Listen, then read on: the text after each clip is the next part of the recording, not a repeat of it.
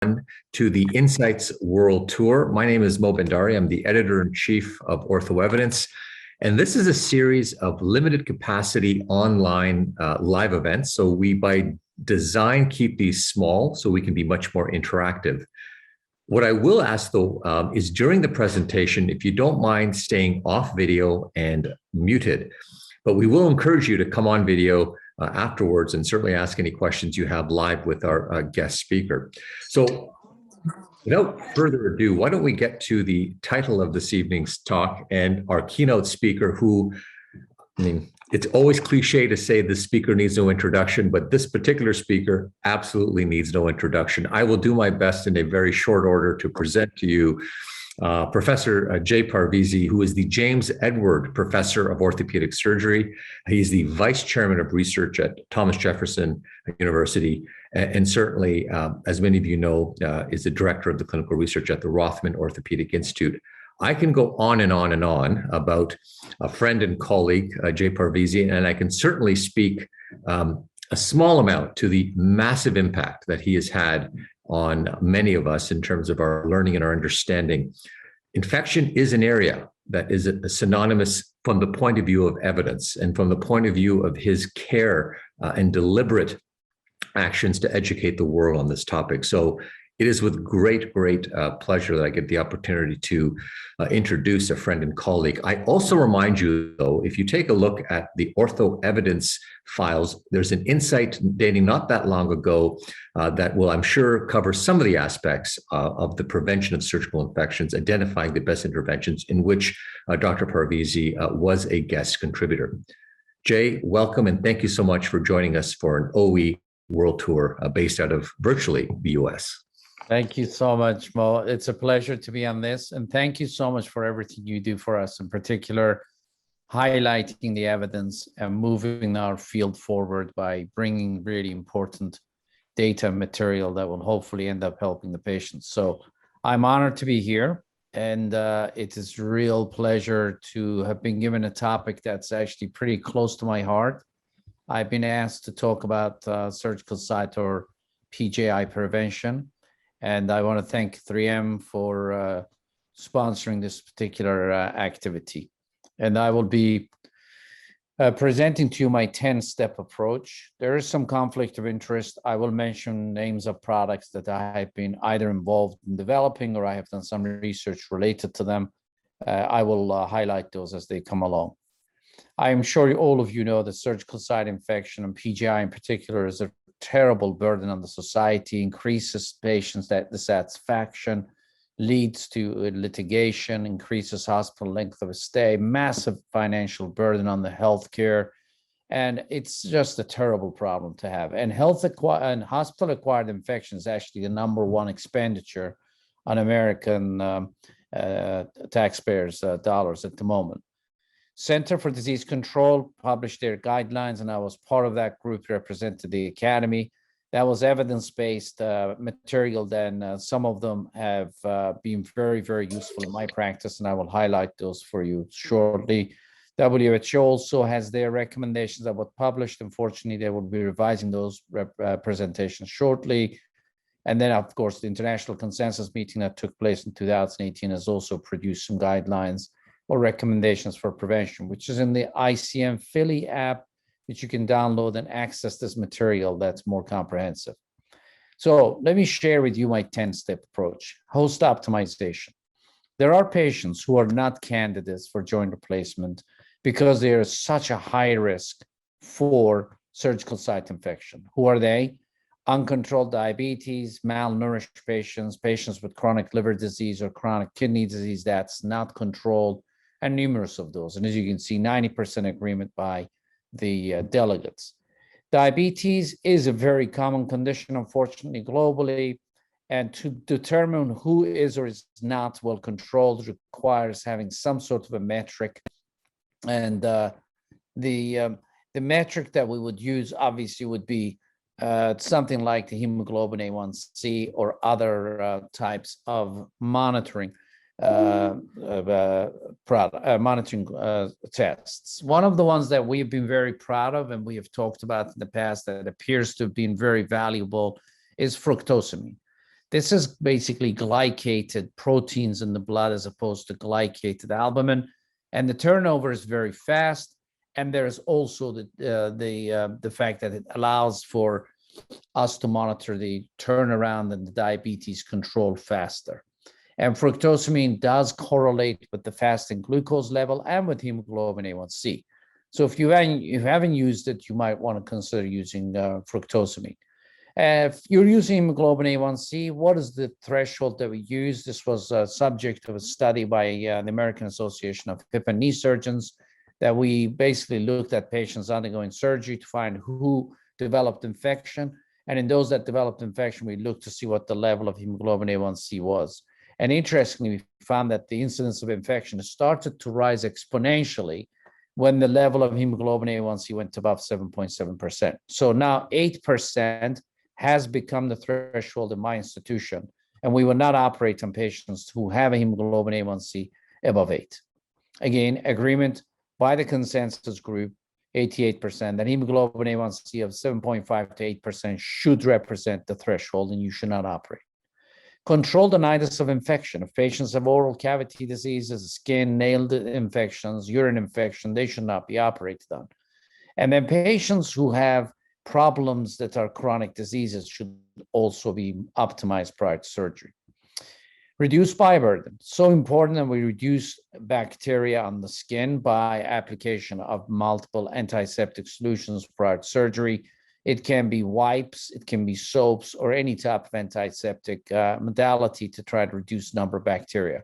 1 million bacteria live per square centimeter of our skin. Yeah, 1 million per square centimeter of skin.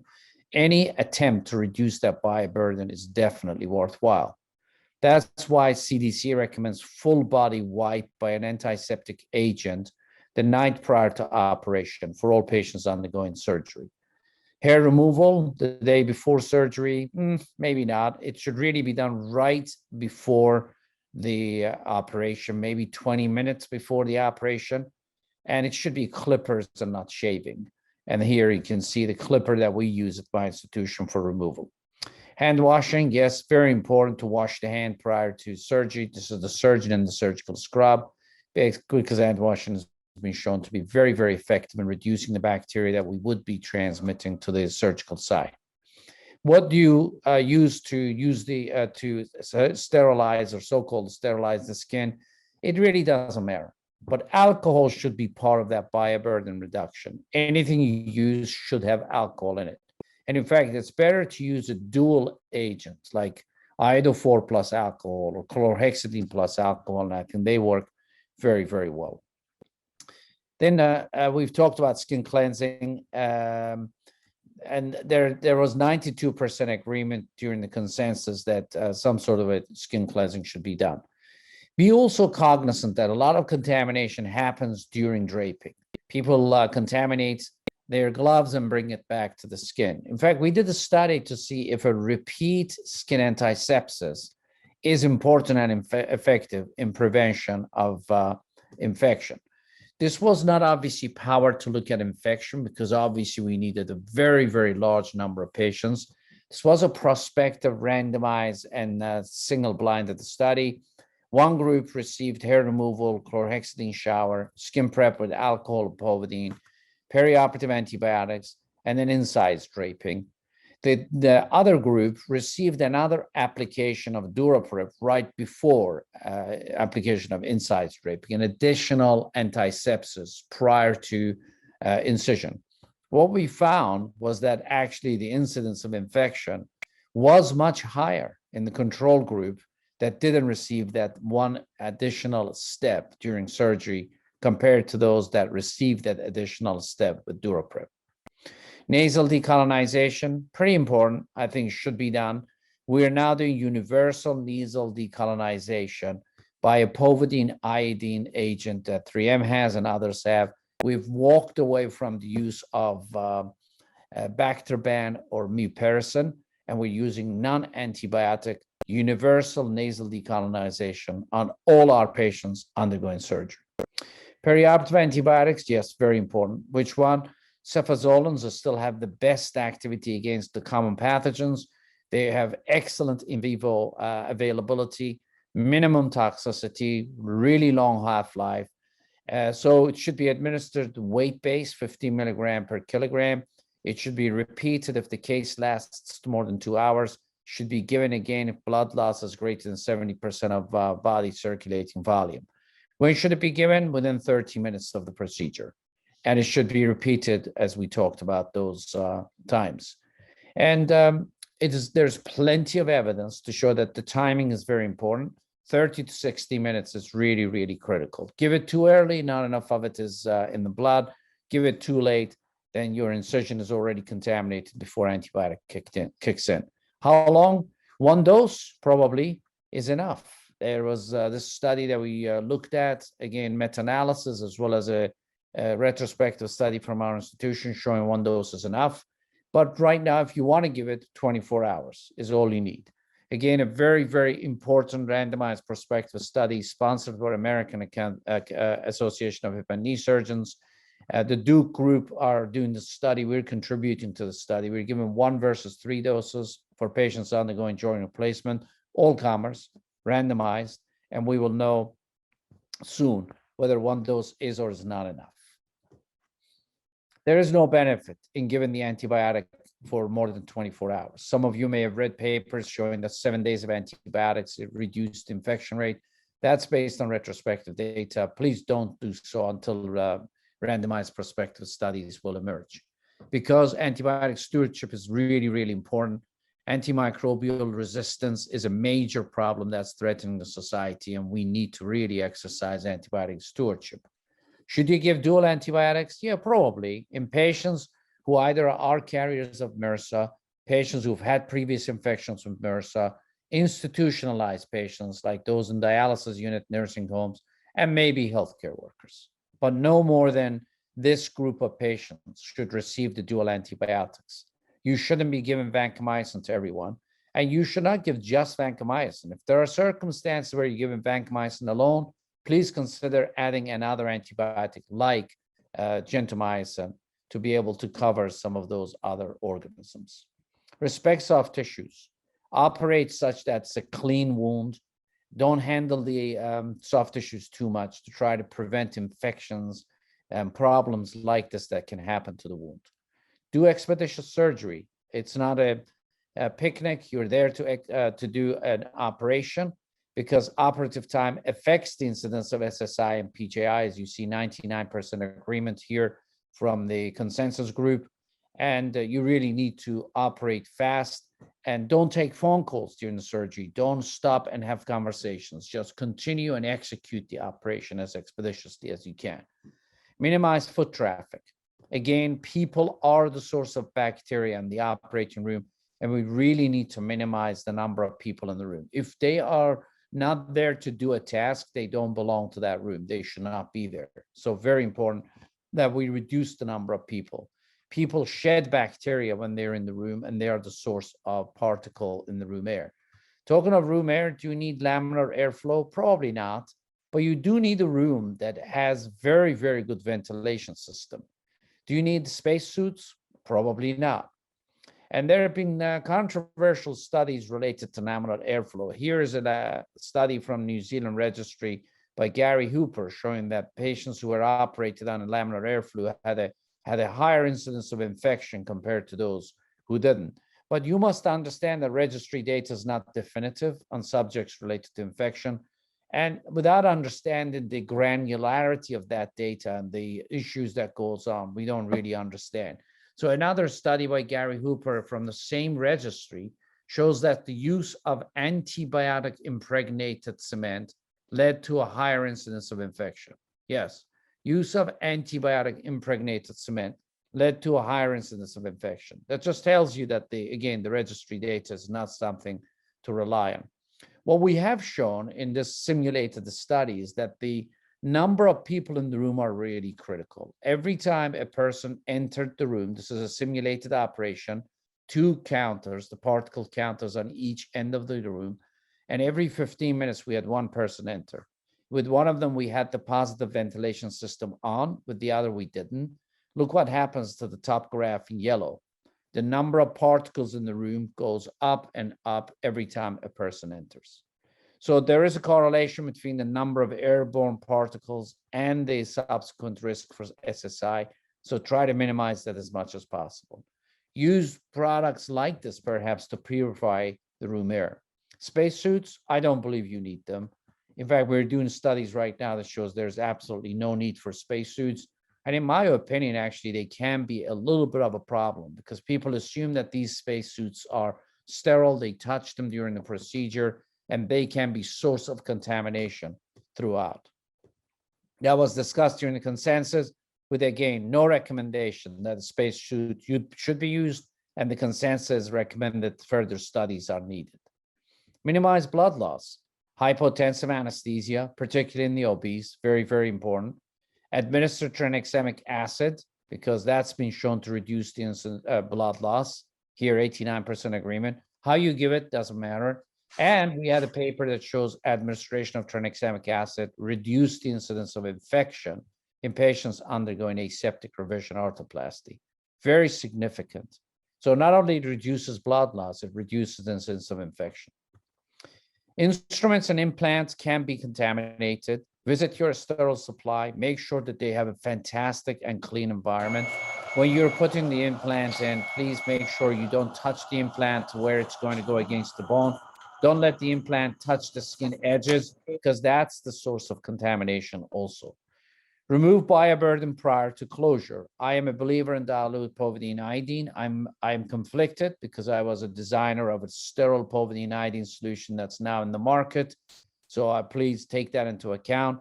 But I was also part of CDC guideline that recommended the use of aqueous povidone iodine. At the time, we didn't have a sterile supply of povidone iodine. That's why we were involved, we being Craig de la Valle, Peter Sharkey, and myself, in developing a product that's now available in the market to be used for all surgical procedures and not just orthopedics. This particular product is 0.5% povidone iodine. It's thermally sterilized by gamma irradiation, and it's 450 millimeter of cc of fluid. It's actually, the bottle is designed such that it delivers the pressure, the fluid at high pressure. And I have now started using that in my particular practice.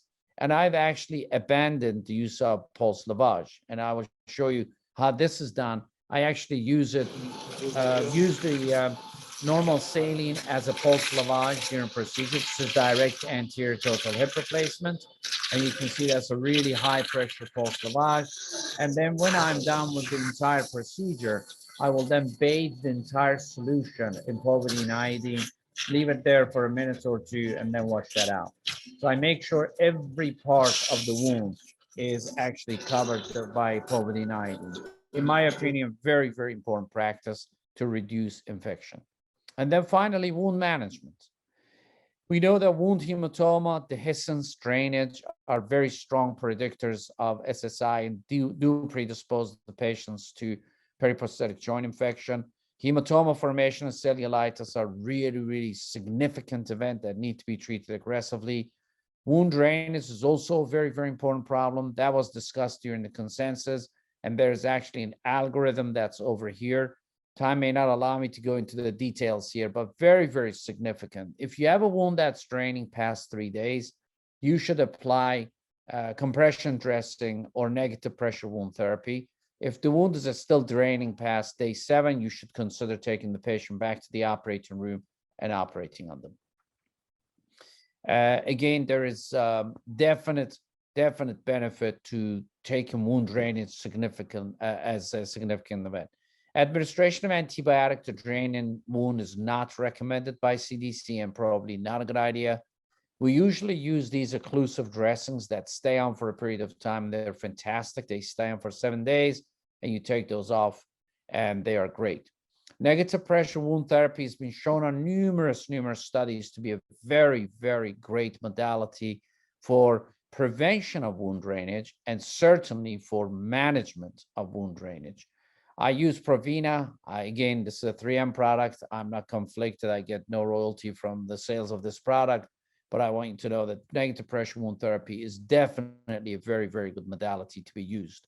Multiple studies, including numerous randomized prospective studies that are done, and use of this negative pressure wound therapy prophylactically in some patients is also justified. Patients undergoing revision for infection, patients with obesity, diabetes, rheumatoid arthritis, or those that have very, very precarious skin conditions, etc. And I do use them on a frequent basis.